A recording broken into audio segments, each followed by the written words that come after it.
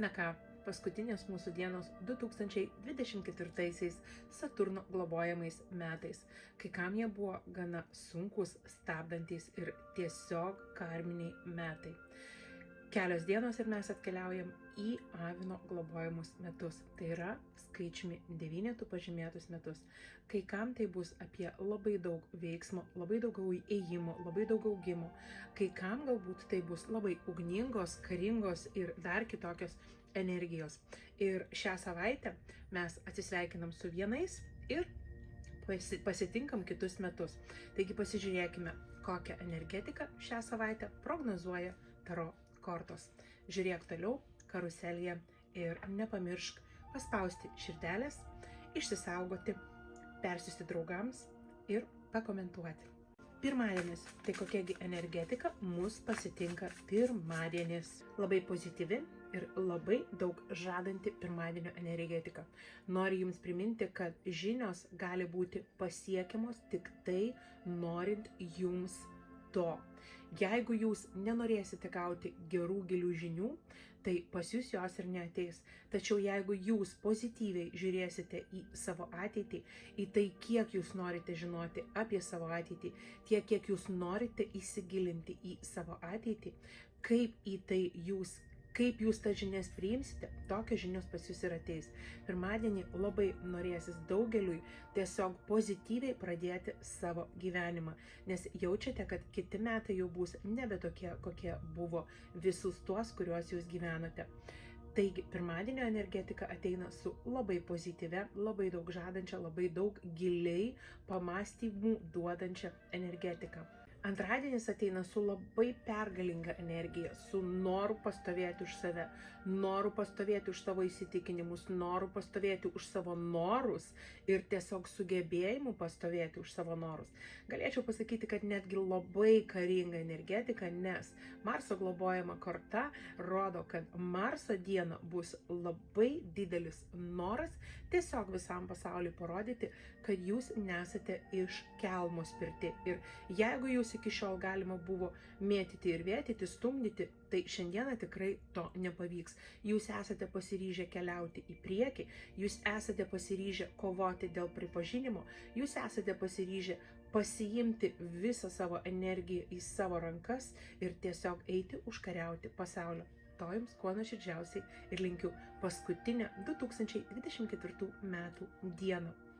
Trečiadienį 2025 metus mes pasitinkame su transformacija. Labai didžiulė transformacija, labai didžiulis paleidimas visko, kas Jums jau nebetarnaus šiais metais. Viskas, kas Jūs skaudino, viskas, kas Jūs žemino, viskas, kas Jūs vertė būti aukos pozicijoje, būkite pasiruošę paleisti, nes nuo šios dienos bus labai daug energetikos tokios, kuri tiesiog nenori Jums privers elgtis taip, kad Jūs turėsite atsisveikinti su viskuo, kas iki šiol Jums buvo skaudu, negera, varžė Jūs, tiesiog laikė Jūs tokioj pozicijoje, iš kurios Jūs atrodė neturėjote jokios išeities. Pasiruoškite tai paleisti, nes naujieji metai bus visai kitokie negu iki šiol. Ketvirtadienio energetika daugeliui iš mūsų ateis su tuo, kad norėsi žinoti, tai apie kągi yra man ateinantys metai, ką aš turėčiau išmokti, ką aš turėčiau žinoti, kam aš turėčiau pasiryžti, pasirašyti, kad kiti metai, šitie 2025 metai būtų kitokie, jie būtų svajonių išsipildymo metai, kokius veiksmus aš turiu daryti. Ketvirtadienį bus energetika apie tai, kad labai norėsi žinoti, labai norėsis tiesiog 1, 2, 3 žingsniais matyti į ateitį ir nespėlioti, o tiesiog žinoti, kasgi yra tai, kas yra mano svajonės, kas yra mano norai, ką aš turiu link to daryti. Tai daugeliu iš Jūsų bus toks ketvirtadienio pamastymų metas, kokių žinių man reikia, kad aš galėčiau pradėti kurti savo svajonių gyvenimą. Penktadienį ateina labai stipri energetika su nauja pradžia. Jums tikrai labai nebesinorės būti ten, kur Jūsų nesupranta, kur jūsų nenori suprasti, nenori priimti, kur atrodo atsuka jums nugarą, nes jūs nesate tokie, apie kokius jūs žmonės įsivaizduoja, kokius jūs įsivaizduoja žmonės aplink jūs, jūs norite naujo. Tai penktadienį jums tiesiog bus duotos visos galimybės jungtis į tokias žmonių bendruomenės, prisijungti prie tokių žmonių, kurie jūs ir palaikys, ir supras, ir už tai, ką jūs duodate, duos jums atgal. Vyks mainai, tokie labai net sąžiningi mainai. Jums nebeatrodys, kad visą laiką jūs tik duodate ir nieko negaunate atgal.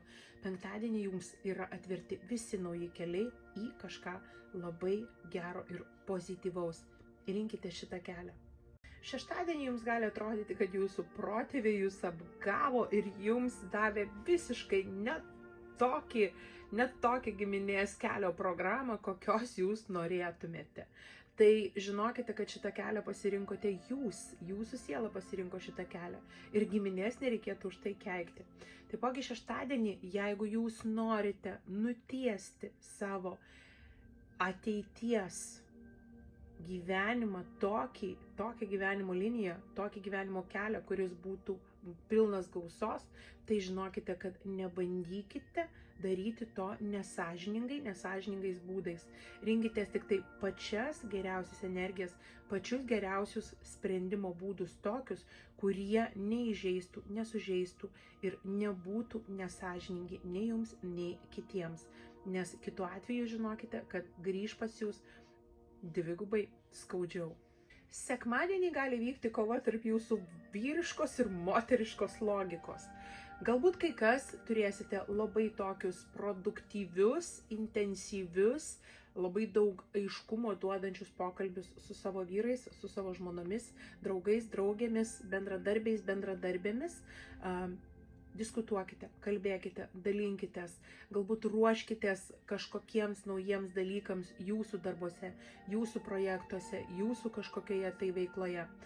Gali būti, kad jūsų bendrakeleivis gyvenime nori duoti jums labai gerų įžvalgų, kas yra būtent jūsų stiprioji pusė.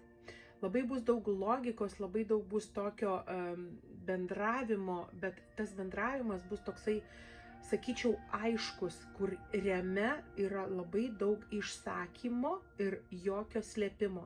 Norėsis tiesiog aiškiai išdėstyti viską, ką jūs galbūt iki šiol slėpite pirmyn. Nebeslėpkit nieko, išsakykit viską, kas yra ant jūsų širdies ir kas yra jūsų galvoje.